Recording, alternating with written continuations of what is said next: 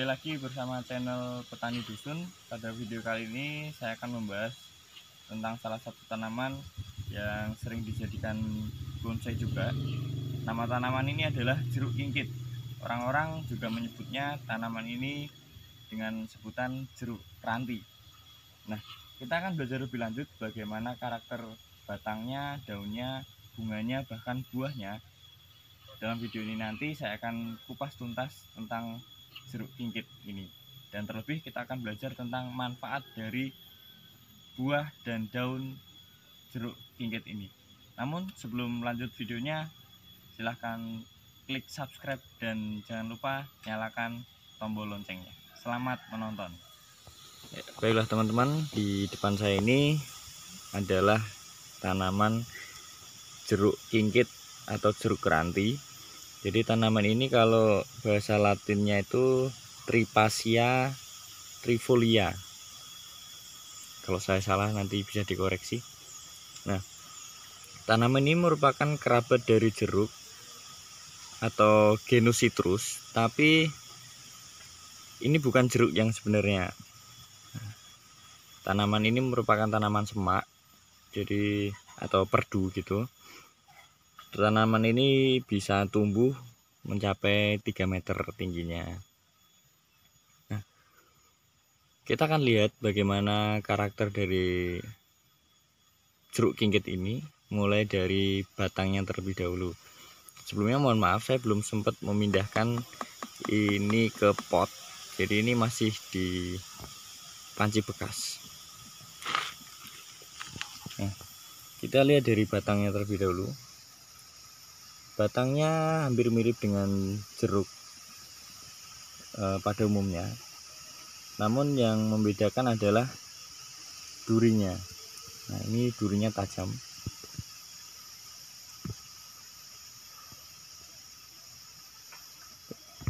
Durinya lumayan tajam dan panjang. Ada duri di sepanjang batangnya, bahkan di ranting-ranting mudanya pun juga banyak terdapat duri. Itu untuk batangnya. Kemudian untuk daunnya ini kalau bisa dilihat teman-teman, silahkan diperhatikan.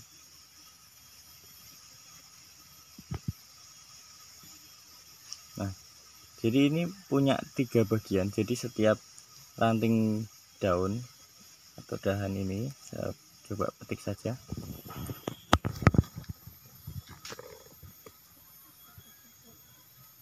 Nah, ada 3 bagian. Jadi ada 2 kecil dan satunya yang lumayan besar.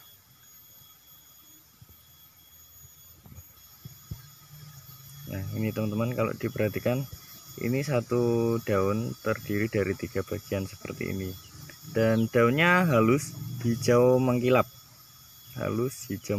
seperti ini. Bisa diperhatikan, hijau mengkilap seperti ini. Dan ini kalau misalkan kita patahkan seperti ini, lalu kita cium, baunya juga mirip dengan bau daun jeruk pada umumnya. Seperti itu untuk daunnya. Kemudian kebetulan tanaman yang saya punya ini sedang berbuah dan ada juga bunganya.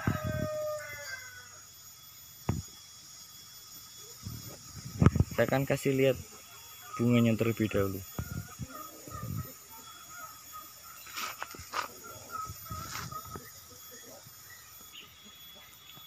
Ya, teman-teman, ini adalah bunga dari jeruk kingkit.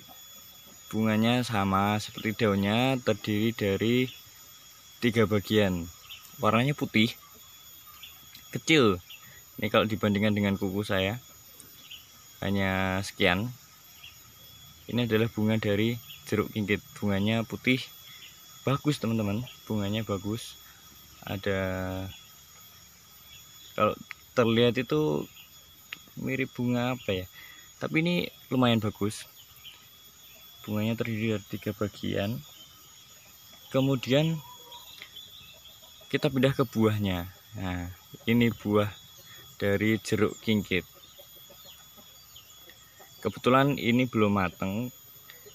Buahnya berwarna hijau, tapi ketika dia sudah matang akan merah.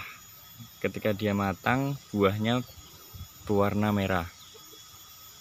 Nah, lalu ada pertanyaan, apakah buah ini bisa dimakan? Ya, bisa.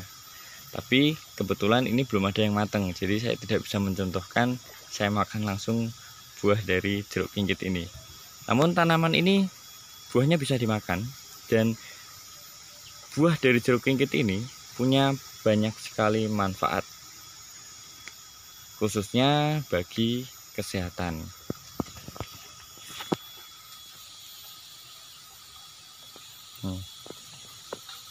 Manfaat dari jeruk kingkit antara lain yang saya baca dari salah satu sumber artikel, membantu mengeluarkan dahak. Yang kedua, mengatasi sakit perut dan masalah pencernaan. Itu kalau diare atau sakit perut bisa diobati dengan makan buah ini. Kemudian membantu mengobati diabetes, ya, diabetes mellitus. Kemudian bisa menenangkan pikiran atau menghilangkan stres. Mengatasi infeksi karena di dalam buah jeruk kingkit ini mengandung senyawa yang namanya linalol, yang itu bisa mengatasi infeksi dan mengatasi penyakit kulit. Nah ya, fungsi yang terakhir atau manfaat terakhir adalah tanaman ini bisa dipakai untuk tanaman hias, khususnya bonsai.